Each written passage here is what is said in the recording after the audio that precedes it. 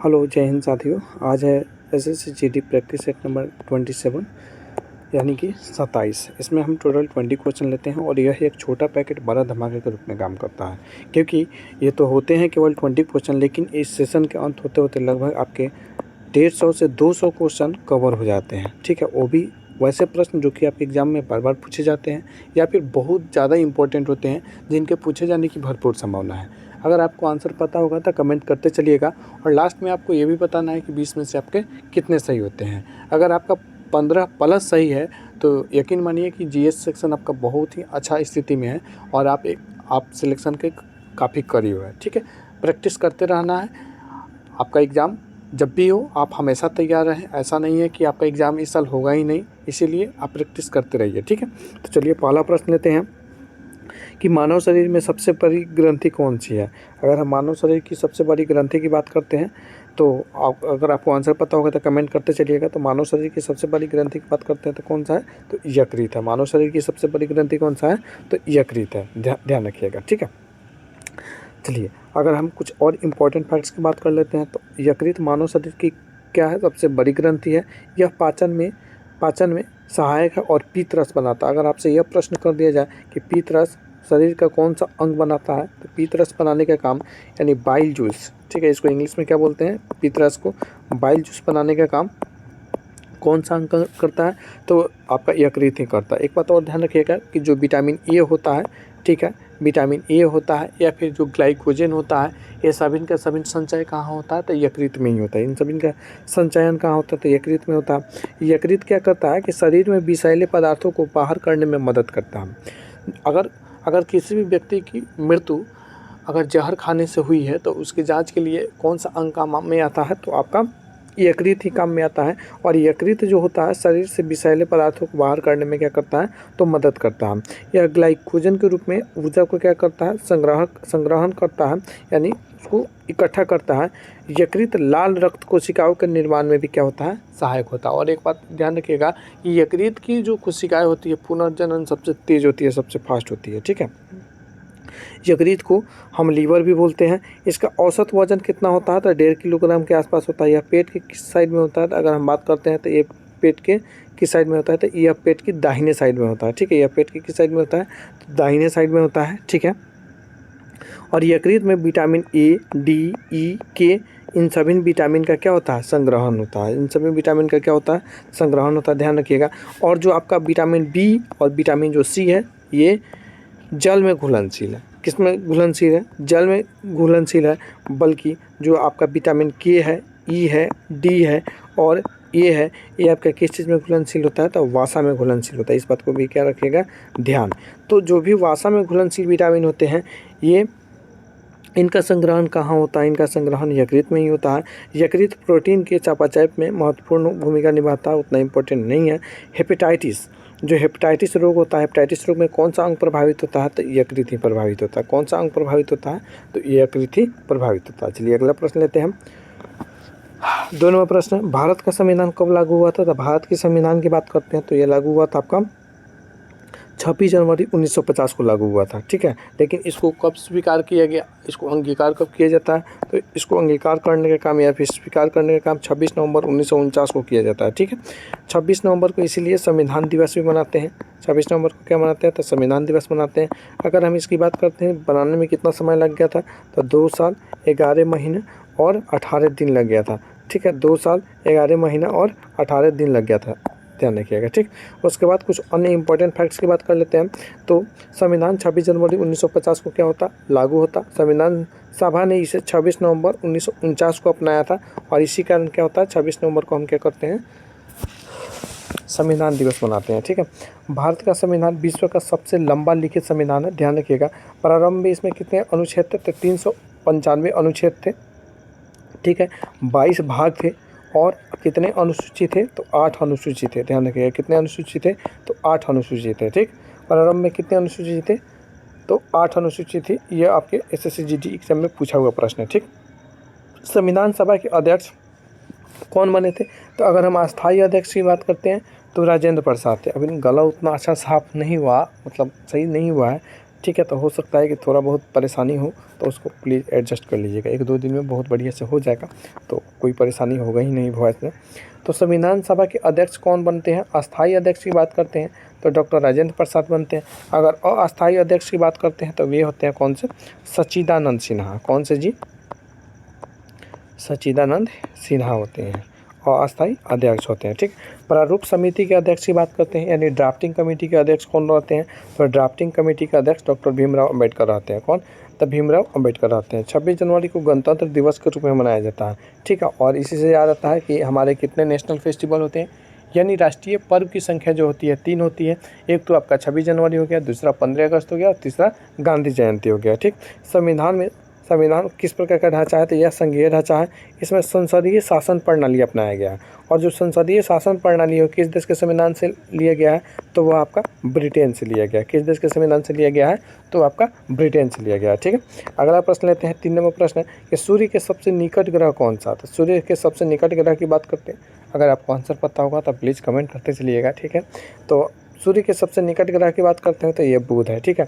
लाल ग्रह किसको कहा जाता है? तो मंगल को कहा जाता है। लाल ग्रह किसको कहा जाता है? तो मंगल को कहा जाता है। ठीक है। नीला ग्रह किसको कहा जाता है? नीला ग्रह की बात करते हैं। या फिर ब्लू प्लैनेट की बात करते हैं तो पृथ्वी को कहा जाता है। जीवन यहीं पर संभव है, क्यों? क्योंकि ऑक्सीजन और जल की उपस्थिति है। शुक्र जो है भोर का तारा, सांझ का तारा, पृथ्वी की बहन भी इसको कहते हैं। भोर का तारा हो गया, भोर की तारा की बात करें या फिर सांझ की तारा की। कुछ अन्य इंपॉर्टेंट फैक्ट्स की अगर हम बात करते हैं तो जो बुध होता है सूर्य के सबसे निकट ग्रह होता है। बुध क्या होता है? तो सूर्य के सबसे निकट ग्रह होता है। यह सौरमंडल का कैसा ग्रह है? सबसे छोटा ग्रह है। ठीक है। बुध के पास क्या कोई उपग्रह है? नहीं है। इसका परिक्रमण काल कितना होता है? तो लगभग 88 दिन का होता है। यह बहुत तेज़ी से सूर्य की परिक्रमा करता है। सबसे तेज़ में परिक्रमा करने वाला कौन सा ग्रह है?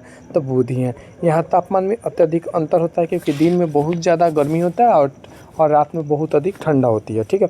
बुध का वातावरण जो होता है बहुत पतला होता है। इसे अंग्रेजी में क्या कहते हैं? तो मरकरी भी बोलते हैं। इसका नाम रोमन देवता पर रखा गया, उतना इंपॉर्टेंट है नहीं। यह सूर्योदय और सूर्यास्त के समय दिखाई देता है। सूर्योदय और सूर्यास्त के समय दिखाई देने वाला कौन सा ग्रह है? तो आपका ये बुध ही है। एक बात ध्यान रखिएगा कि डब्ल्यू शेप का कौन सा तारामंडल होता है? तो कैसोपिया होता है, ध्यान रखिएगा। और इसमें कितने तारा का समूह होता है? तो इसमें तारा का समूह कितना होता है? तो 5 तारा का समूह होता है। कितने तारा का समूह होता है? तो इसमें 5 तारा का समूह होता है। ठीक है। 1 मिनट रुकिएगा, थोड़ा मच्छर काट रहा है। अगर हमारे सौरमंडल में ग्रहों की संख्या कितनी है? ग्रहों की संख्या की बात करते हैं तो 8 ग्रह है। क्या कितने ग्रह है? तो 8 ग्रह है। और जो सूर्य जो है सौरमंडल का मुखिया है। ठीक है। सूर्य जो है सौरमंडल का मुखिया कहलाता है। ठीक है। अगला प्रश्न लेते हैं। अगला प्रश्न है भारतीय राष्ट्रीय कांग्रेस की स्थापना कब होती है? ठीक है। ये तो आपको आंसर पता ही होगा। आपको ये भी बताना है कि इसके प्रथम अध्यक्ष कौन बनते हैं। प्रथम अध्यक्ष कौन बनते हैं? प्रथम अध्यक्ष। और यह प्रथम जो अधिवेशन होता है कहाँ होता है? तो अगर हम कहाँ की बात करते हैं तो मुंबई में होता है। कहाँ होता है जी? मुंबई में होता है। और प्रथम अध्यक्ष कौन थे? तो WC बनर्जी थे। स्थापना 1885 में होती है। और उस समय के जो वायसराय थे कौन थे? तो डॉफरिन। कौन? डॉफरिन। ठीक है। और कौन ऐसे भारतीय क्रांतिकारी हुए जिन्होंने ये जो है आपका भारतीय राष्ट्रीय कांग्रेस की स्थापना को डॉफरिन की दिमाग की उपज कहते हैं, या फिर सेफ्टी वाल्व सिद्धांत कौन देते हैं? तो लाला लाजपत राय। पंजाब केसरी लाला लाजपत राय देते हैं। ठीक है।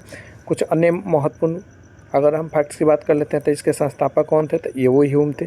पहला अधिवेशन मुंबई, उस समय बम्बई नाम था। और पहले अध्यक्ष की बात कर चुके हैं, WC बनर्जी थे। प्रारंभिक जो उद्देश्य था प्रशासन में भारतीयों की भागीदारी था।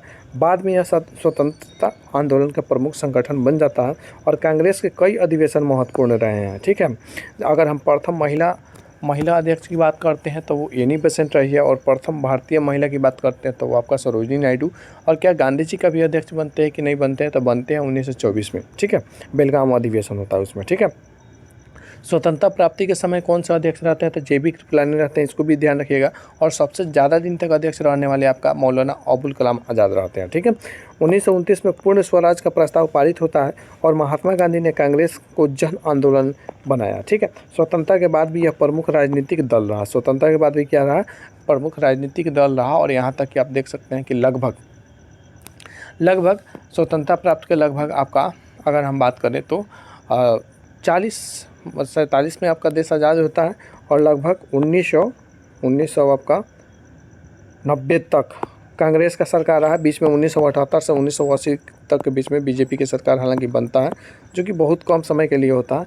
आप देख सकते हैं कि बहुत ज़्यादा दिन तक रहता है। और फिर अगर हम बात करते हैं तो 97 से 2002 तक आपका ये अटल बिहारी वाजपेयी रहते हैं, और फिर 2 से 2012 तक, ठीक है, 2 से आपका 7 से 12 मनमोहन सिंह रहते हैं 10 साल, और उसके बाद अभी नरेंद्र मोदी है ही, ठीक है। तो अगर हम बात करते हैं कि भारत की सबसे लंबी नदी कौन सी है, तो भारत की अगर हम सबसे लंबी नदी की बात करते हैं तो हमारी गंगा है, ठीक है। लंबाई कितनी है, तो 25 किलोमीटर है, ठीक है। निकलती कहाँ से है, तो निकलती है आपका गंगोत्री ग्लेशियर से निकलती है, ठीक है, गंगोत्री। और शुरू में इसका क्या नाम होता है, तो भागीरथी नाम होता है। शुरू में इसका क्या नाम होता है, तो भागीरथी नाम होता है।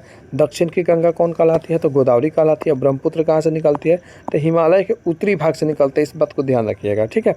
नर्मदा, जो नर्मदा है, ठीक है, नर्मदा आपको कमेंट करके बताना है कि नर्मदा जो और नदी है उसका जो जल है कहाँ जाकर मिलती है। इसका जो जल है बंगाल की खाड़ी में कि अरब सागर में मिलती है, ठीक है, आपको कमेंट करके बताना है। कुछ अन्य इंपॉर्टेंट फैक्ट्स की बात कर लेते हैं। तो भारत की सबसे लंबी नदी कौन सी है, तो गंगा है। इसका उद्गम स्थल की अगर हम बात करते हैं तो गंगोत्री हिमनद है। यह उत्तर भारत की प्रमुख नदी है। यह बंगाल की खाड़ी में गिरती है। कहाँ गिरती है जी, तो बंगाल की खाड़ी में गिरती है।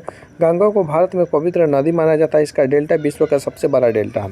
और विश्व का जो सबसे बड़ा नदी द्वीप है कौन सा है, माजुली नदी द्वीप है, ठीक है। माजुली नदी द्वीप असम में। और ये किस नदी द्वारा बनाई जाती है, तो ब्रह्मपुत्र के द्वारा बनाई जाती है। किस नदी द्वारा, तो ब्रह्मपुत्र के द्वारा बनाई जाती है, ठीक है। गंगा नदी बेसिन बहुत उपजाऊ है। नमामि गंगे जो परियोजना है इसकी सफाई के लिए शुरुआत किया जाता है, ठीक है। हम अगले प्रश्न की बात कर लेते हैं। 2011 की जनगणना के अनुसार भारत की जनसंख्या लगभग कितनी थी, तो भारत की जो जनगणना थी लगभग जनसंख्या थी वो 121 करोड़ थी, ठीक है। कुछ अन्य इंपॉर्टेंट फैक्ट्स की बात कर लेते हैं। तो ये भारत विश्व का दूसरा सबसे अधिक जनसंख्या वाला देश था, लेकिन अभी नंबर 1 पर हो गया है, ठीक है। उसके बाद अगर हम बात करते हैं जनसंख्या वृद्धि दर की, तो 17.7%। 2011 की जनगणना कौन सी जनगणना थी, तो 15वीं जनगणना थी। और जो 2026 में जनगणना होने वाली है वो आपका 16वीं जनगणना है। इस बात को भी रखिएगा ध्यान। स्वतंत्र भारत की यह 7वीं जनगणना थी। अगर हम आज़ादी के बाद की बात करते हैं तो ये 7वीं जनगणना थी, ठीक है। जनगणना आयुक्त कौन थे, तो सी चंद्रमौली थे। जनगणना आयुक्त की बात करते हैं तो कौन थे, तो सी चंद्रमौली थे। पुरुष साक्षरता महिलाओं से अधिक थी। और इस बात से हमको एक और प्रश्न याद आता है कि किस राज्य में पुरुष और महिला साक्षरता में सर्वाधिक अंतर देखने को मिलता है, तो वो कौन सा राज्य है, आपका राजस्थान है। कौन सा राज्य है जी, ये आपका राजस्थान राज्य है। 2000 आपका इसके पहले जो एग्ज़ाम हुआ था 2025 के SSC GT के एग्ज़ाम में पूछा गया प्रश्न है, ठीक है। उसके बाद बात करते हैं ग्रामीण आबादी शहरी से अधिक थी। ग्रामीण जो आबादी थी शहरों से क्या थी, तो अधिक थी। उत्तर प्रदेश सबसे अधिक जनसंख्या वाला राज्य था। उत्तर प्रदेश की बात करते हैं। और क्षेत्रफल के दृष्टिकोण से बात करते हैं राजस्थान, क्षेत्रफल के दृष्टिकोण से बात करें तो राजस्थान आपका नंबर 1 स्थान था, ठीक है। क्षेत्रफल के दृष्टिकोण से नंबर 1 यानी 1 नंबर पर कौन सा राज्य था, आपका राजस्थान था, ठीक है। अगले प्रश्न की बात करते हैं। भारत का GDP किससे मापा जाता है, तो कुल उत्पादन से। इसका सीधा सा मतलब होता है ग्रॉस डोमेस्टिक प्रोडक्ट। GDP का क्या मतलब होता है, ग्रॉस डोमेस्टिक प्रोडक्ट होता है। ग्रॉस डोमेस्टिक प्रोडक्ट होता है यानी जो भारत है किसी भी देश के एक सीमा के अंतर्गत एक साल में या फिर किसी निश्चित समय में जितना भी वस्तु का उत्पादन किया जाता है, ठीक है, चाहे वह देसी लोगों के द्वारा किया जाए, चाहे वह देसी कंपनी के द्वारा किया जाए, चाहे वह विदेशी कंपनी के द्वारा किया जाए, टोटल जितना उत्पादन होता है उसको ही हम क्या बोलते हैं, तो GDP बोलते हैं। कुल उत्पादन इससे मापा जाता है, ठीक है। कुछ अन्य इंपॉर्टेंट फैक्ट्स की बात कर लेते हैं। तो इसका फुल फॉर्म जो होता है सकल घरेलू उत्पाद होता है। यह देश की आर्थिक स्थिति का संकेत है। इस उत्पादन, आय और व्यय तीनों तरीकों से मापा जाता है। उत्पादन विधि होता है, आय विधि होता है और व्यय विधि होता है। GDP को मापने का कितना विधि होता है, 3 विधि होता है, उत्पादन विधि, आय विधि और व्यय विधि। भारत में GDP का अनुमान कौन करता है, तो NSO करता है। कौन करता है जी, तो NSO करता है। पहले CSO करता था, ध्यान रखिएगा, अगर ऑप्शन में NSO नहीं हो तो CSO पर टिक लगाइएगा, ओके। यह क्या करता है, यह आर्थिक विकास को दर्शाता है। उच्च GDP वृद्धि आर्थिक मजबूती का संकेत है।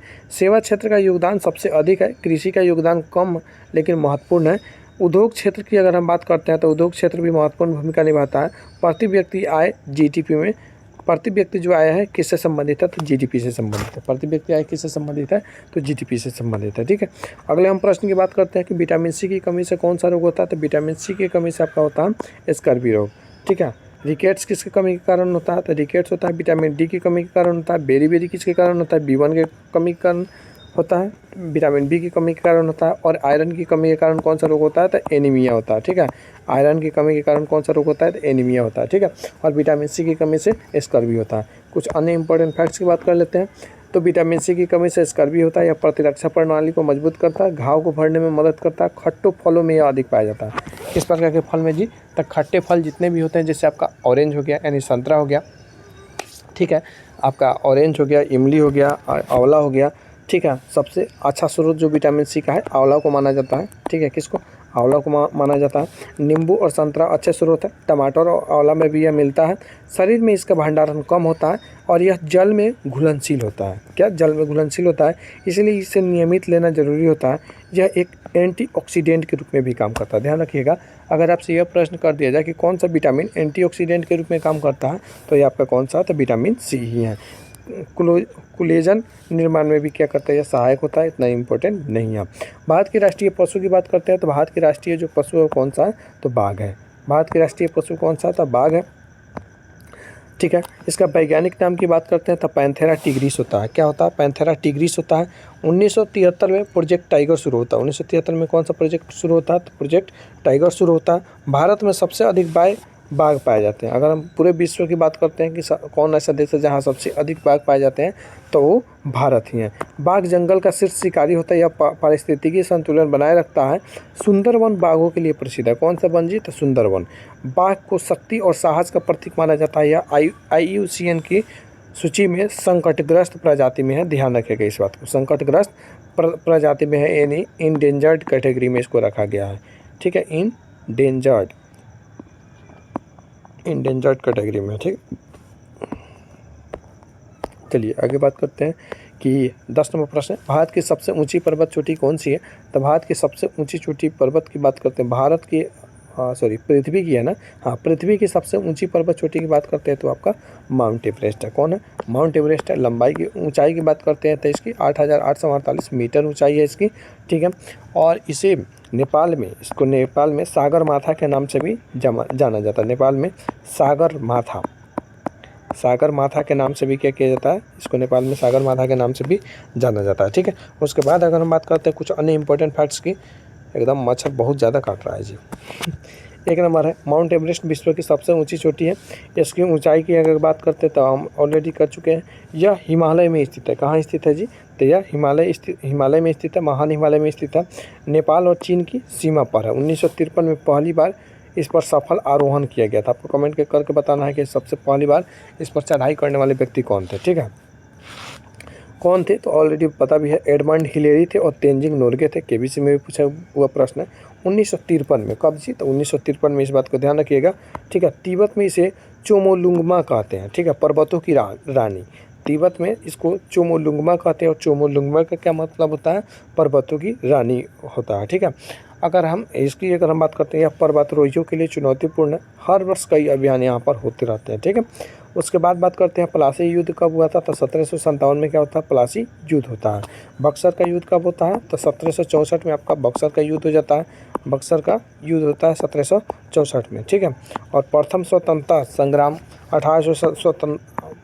प्रथम स्वतंत्रता संग्राम किसको कहा जाता है, तो 1857 की क्रांति को कहा जाता है। ठीक है, प्रथम स्वतंत्रता संग्राम, और कहा था किसने, तब BD सावरकर कहा था। ठीक है, BD सावरकर कहा था। ठीक है, उसके बाद बात करते हैं कुछ अन्य इंपॉर्टेंट फैक्ट्स की। तो यह किसके बीच में होता था, अंग्रेज और सिराजुद्दौला के बीच में होता है। रॉबर्ट क्लाइव ने अंग्रेजों का नेतृत्व किया था। मीर जाफर ने क्या करता है, इसमें सिराज को विश्वासघात कर देता है, धोखा दे देता है। इसके बाद बंगाल पर अंग्रेजों का नियंत्रण हो गया। क्या, इसके बाद क्या होता है, बंगाल पर अंग्रेजों का क्या हो जाता है, नियंत्रण हो जाता है। यह भारत में ब्रिटिश सत्ता की शुरुआत माना जाता है। भारत में ब्रिटिश सत्ता की शुरुआत कौन सा युद्ध माना जाता है, तो आपका प्लासी का युद्ध ही माना जाता है। बंगाल आर्थिक रूप से बहुत ही समृद्ध था। इस युद्ध में ईस्ट इंडिया कंपनी को शक्ति दी। इस युद्ध ने ईस्ट इंडिया कंपनी को आर्थिक रूप से बहुत मजबूत किया। बाद में बक्सर का युद्ध हुआ। यह भारतीय इतिहास का महत्वपूर्ण घटना है। ठीक है, अगर हम बात कर लेते हैं कि भारत का राष्ट्रीय खेल पारंपरिक रूप से किसे माना जाता है, तो भारत की राष्ट्रीय खेल की बात करते हैं तो ये हॉकी को माना जाता है। और हॉकी के जादूगर किसे कहा जाता है, तो ध्यानचंद को कहा जाता है। ठीक है, और खेल दिवस, राष्ट्रीय खेल दिवस जो है 29 अगस्त को मनाया जाता है, और मेजर ध्यानचंद के जन्मदिन के उत्सव पर मनाया जाता है। हॉकी को लंबे समय से राष्ट्रीय खेल माना जाता है। भारत ने ओलंपिक में कई स्वर्ण पदक जीते हैं। ध्यानचंद जो है महान हॉकी खिलाड़ी थे। उन्हें क्या कहा जाता है, तो हॉकी का जादूगर भी कहा जाता है। क्या कहा जाता है, उन्हें हॉकी का जादूगर कहा जाता है। भारतीय हॉकी का स्वर्ण युग जो था 1928 से 56 तक रहा था। भारत ने लगातार कई ओलंपिक जीते। हॉकी टीम विश्व में प्रसिद्ध रही है। आज भी भारत में यह लोकप्रिय खेल है। एशियन गेम्स में भी भारत सफल रहा है। हॉकी इंडिया इस खेल की संचालन करती है। ठीक है, उसके बाद अगर हम बात करते हैं अगले प्रश्न की, तो भारतीय संसद के कितने सदन होते हैं। भारतीय संसद की बात करते हैं तो संसद के 2 सदन होते हैं। ठीक है, और इसकी चर्चा किस में है, तो इसकी चर्चा आपका 79 में है। इसकी चर्चा किस में है, तो 79 में है। ठीक है, उसके बाद कौन कौन होते हैं, तो लोकसभा होते हैं और राज्यसभा होते हैं। कुछ अन्य इंपॉर्टेंट फैक्ट्स की बात कर लेते हैं, तो लोकसभा को निचला सदन कहा जाता है, राज्यसभा को ऊपरी सदन कहा जाता है, और ये आर्टिकल 79 के तहत ही कहा जाता है, ध्यान रखिएगा। ठीक है, राष्ट्रपति संसद का हिस्सा होते हैं। संसद का हिस्सा कितने होते हैं, राष्ट्रपति संसद के हिस्सा होते हैं। राष्ट्रपति क्या होते हैं, संसद के हिस्सा होते हैं। ठीक है, और अगर हम बात कर लेते हैं लोकसभा के सदस्य सीधे चुने जाते हैं जनता द्वारा। राज्यसभा अस्थायी सदन होता है। ठीक है, इसको कभी भी विघटित नहीं किया जा सकता है, और इसके जो भी सदस्य होते हैं उनका कार्यकाल 6 वर्ष का होता है, और जो 1/3 सदस्य होते हैं प्रत्येक 2 वर्ष पर सेवानिवृत्त होते हैं। ठीक है, उसके बाद बात करते हैं लोकसभा के कार्यकाल कितना होता है, तो 5 वर्ष का होता है, और संसद कानून बनाती है। कौन बनाती है, तो संसद बनाती है, यानी लोकसभा और राज्यसभा मिलकर दोनों कानून बनाती है। बजट संसद में प्रस्तुत होता है। बजट कहाँ प्रस्तुत होता है, तो बजट जो होता है आपका संसद में प्रस्तुत होता है। ठीक है, अगले प्रश्न की बात कर लेते हैं कि विश्व का सबसे बड़ा महासागर कौन सा था। विश्व के सबसे बड़ा महासागर की बात करते हैं तो प्रशांत महासागर है। कौन सा महासागर है जिसके आकार एस की तरह है, तो आपका अटलांटिक महासागर है। ठीक है, और विश्व का एकमात्र ऐसा महासागर हिंद महासागर है जो किसी देश के नाम पर है, यानी हिंदुस्तान के नाम पर है। ठीक है, उसके बाद अगर हम बात करते हैं सबसे बड़ा की बात करें या फिर सबसे गहरा महासागर कौन सा है, तो प्रशांत महासागर ही है। ठीक है, यह एशिया और अमेरिका के बीच में है। इसका क्षेत्रफल सबसे अधिक है। इसके कई द्वीप है। सबसे गहरा भाग जो मारियाना ट्रेंच है वो आपका किस में है, तो प्रशांत महासागर में ही है। यह विश्व के कहाँ चले हैं जी, 1 मिनट। यह विश्व के मौसम को प्रभावित करता है। यह विश्व के क्या करता है, मौसम को काफ़ी प्रभावित करने का काम करता है। ठीक है, विश्व के मौसम को प्रभावित करने का काम करता है। ठीक है, यह समुद्री जीव यहाँ बहुत प्रकार के पाए जाते हैं। पृथ्वी की सतह का बड़ा हिस्सा, अच्छा देखिए 71% जो भाग होता है आपका पृथ्वी का जो है जल ही है। ठीक है, जल ही है, लगभग 2/3 भाग। ठीक है, इसीलिए इसको ब्लू प्लैनेट के रूप में भी जाना जाता है। अच्छा, एक बात ध्यान रखिएगा कि रिंग ऑफ फायर किस महासागर से संबंधित है, तो प्रशांत महासागर से संबंधित है। ठीक है, रिंग ऑफ फायर का संबंध किससे होता है, तो भूकंप क्षेत्र से संबंधित होता है। किससे संबंधित होता है जी, तो भूकंप क्षेत्र से संबंधित होता है, और कई ज्वालामुखी क्षेत्र इसमें पाए जाते हैं। ठीक है, कई ज्वालामुखी क्षेत्र इसमें क्या होते हैं, पाए जाते हैं। भारत की राजधानी की बात करते हैं तो भारत की राजधानी नई दिल्ली। सर्वप्रथम भारत की राजधानी कहाँ थी, तो ये कोलकाता थी। कहाँ थी जी, तो कोलकाता थी। कोलकाता से दिल्ली कब स्थानांतरित होती है, तो 1911 में स्थानांतरित होती है। ठीक है, दिल्ली दरबार तीसरा जो लगता है। ठीक है, उसी समय जो हार्डिंग द्वितीय रहते हैं उसी के समय में क्या होता है, जॉर्ज पंचम के समय काल में कोलकाता से दिल्ली स्थानांतरित कर दिया जाता है। ठीक है, कोलकाता से दिल्ली स्थानांतरित कर दिया जाता है, और भारत की राजधानी अभी नई दिल्ली है। यह दिल्ली का हिस्सा है। 1911 में इसे राजधानी बनाया गया। ब्रिटिश काल में कलकत्ता राजधानी थी। राष्ट्रपति भवन कहाँ स्थित है, यहीं पर स्थित है। इंडिया गेट प्रसिद्ध स्मारक है, और कई मंत्रालय यहाँ पर स्थित है। दिल्ली भारत का एक प्रमुख महानगर है। ठीक है, अभी दिल्ली के सीएम कौन है, अभी दिल्ली के सीएम है रेखा गुप्ता। कौन है दिल्ली के सीएम, तो रेखा गुप्ता है। ठीक है, अच्छा, दिल्ली को डिजाइन करने वाले कौन से ये वास्तुकार थे, अगर आंसर पता होगा तो कमेंट करके बताइएगा थोड़ा। भारत का राष्ट्रीय पक्षी की बात करते हैं तो भारत की राष्ट्रीय पक्षी कौन है, तो मोर है। ठीक है, ये राष्ट्रीय पक्षी मोर है। अब वैज्ञानिक नाम की बात करते हैं तो पावो क्रिस्टेटस होता है। क्या होता है, पावो क्रिस्टेटस होता है। इसको राष्ट्रीय पक्षी कब घोषित किया जाता है, तो 1963 में घोषित किया जाता है। 1962 में हमारा भारत चीन युद्ध हो जाता है, और 1 साल के बाद राष्ट्रीय पक्षी को घोषित कर दिया जाता है। यह सुंदर पंखों के लिए क्या होता है, प्रसिद्ध होता है। सुंदर पंखों के लिए प्रसिद्ध है। मानसून में इसका नृत्य प्रसिद्ध होता है। यह भारतीय संस्कृति में महत्वपूर्ण होता है। ठीक है, भारतीय संस्कृति में क्या होता है, तो काफ़ी महत्वपूर्ण होता है, और धार्मिक ग्रंथों में इसका उल्लेख किया जाता है। ठीक है, उसके बाद भारत में क्या इसका संरक्षण प्राप्त है? तो बिल्कुल संरक्षण प्राप्त है। यह कीड़ों को खाकर पर्यावरण संतुलन बनाए रखता है और अधिक भूख लगने पर यह कंकड़ पत्थर भी खा लेता है। ठीक है, इस बात को भी रखिएगा ध्यान। 17 नंबर प्रश्न है, 2011 की जनगणना के अनुसार भारत की साक्षरता दर लगभग कितनी थी? अगर हम 2011 की जनगणना के अनुसार अगर हम बात करते हैं तो भारत की अगर हम साक्षरता दर की बात करते हैं तो अगर आपको आंसर पता होगा तो कमेंट करके आप बताइए कि उस समय भारत की साक्षरता जो दर थी वो कितनी थी। ठीक है, तो भारत की अगर हम साक्षरता दर की बात कर लेते हैं, भारत की अगर हम साक्षरता दर की बात करते हैं तो वो थी आपका लगभग 74% थी। कितना थी जी? तो वो 74% थी। ठीक है, कुछ अन्य इंपॉर्टेंट फैक्ट्स की बात कर लेते हैं तो 2011 में साक्षरता दर लगभग 74% थी। पुरुष साक्षरता दर 82% और महिला साक्षरता दर जो थी वो 65% थी। केरल सबसे अधिक साक्षर राज्य था, बिहार सबसे कम साक्षर राज्य था। शिक्षा विकास का महत्वपूर्ण संकेत होती है और सरकार ने कई शिक्षा योजनाएं चलाई। ठीक है, सर्व शिक्षा अभियान महत्वपूर्ण कार्यक्रम था। सर्व शिक्षा अभियान जो था महत्वपूर्ण कार्यक्रम था। साक्षरता से रोजगार बढ़ता है और यह मानव विकास में काफ़ी सहायता करती है। सामाजिक विकास में शिक्षा महत्वपूर्ण होता है। ठीक है, 18 नंबर प्रश्न की बात कर लेते हैं कि कौन सा गैस पौधे द्वारा प्रकाश संश्लेषण में उपयोग किया जाता है? तो कार्बन डाइऑक्साइड होता है और वातावरण में कितना इसकी मात्रा होता है? तो 0.03% होता है। ठीक है, उसके बाद कुछ अन्य इंपॉर्टेंट फैक्ट्स की बात कर लेते हैं तो पौधे कार्बन डाइऑक्साइड लेते हैं। प्रकाश संश्लेषण में सूर्य का प्रकाश जरूरी होता है। क्लोरोफिल महत्वपूर्ण भूमिका निभाता है, इससे ग्लूकोज बनता है और ऑक्सीजन बाहर निकलती है। यह पृथ्वी पर जीवन के लिए महत्वपूर्ण है। पौधे जो होते हैं भोजन स्वयं बनाते हैं, इसीलिए इनको स्वपोषी कहा जाता है। यह प्रक्रिया पत्तियों में होती है और पत्तियों को पौधों की किचन यानी रसोई घर भी कहा जाता है। जल भी आवश्यक होता है इसमें। यह पर्यावरण संतुलन बनाए रखने में मदद करता है। और सबसे ज़्यादा वातावरण में कौन सा गैस पाया जाता है वायुमंडल में? तो आपका नाइट्रोजन गैस पाया जाता है 78%। 21% के आसपास 21% आपका ऑक्सीजन पाया जाता है। इस बात को भी रखिएगा ध्यान। ठीक है, 19 नंबर प्रश्न की बात करते हैं। भारत में योजना आयोग की जगह कौन सी संस्था ले लिया? तो नीति आयोग। नीति का फुल फॉर्म क्या होता है? National institution for transforming India होता है। National institution for transforming India होता है। स्थापना कब होती है? 2015 में होती है। मुख्यालय कहाँ? तो नई दिल्ली में है। इसका अध्यक्ष कौन है? तो प्रधानमंत्री इसके अध्यक्ष हैं। ठीक है, यह नीति निर्माण में सहयोग करता है और राज्यों के साथ सहयोग बढ़ाता है, विकास योजनाओं को सुझाव देता है। ठीक है, और यह एक थिंक टैंक के रूप में काम करता है। क्या यह एक थिंक टैंक के रूप में काम करता है?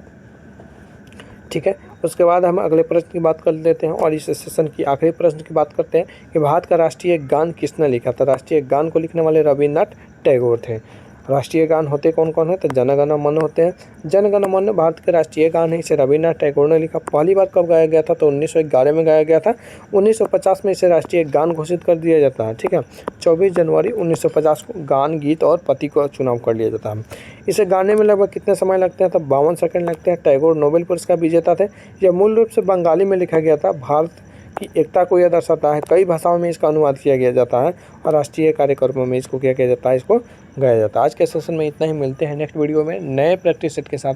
तब तक पढ़ते रहिए, पढ़ते रहिए, अपना और अपनों का ख्याल रखिए। Thanks for watching this video और कमेंट करके ज़रूर बताइए कि आपको यह वीडियो कैसा लगा।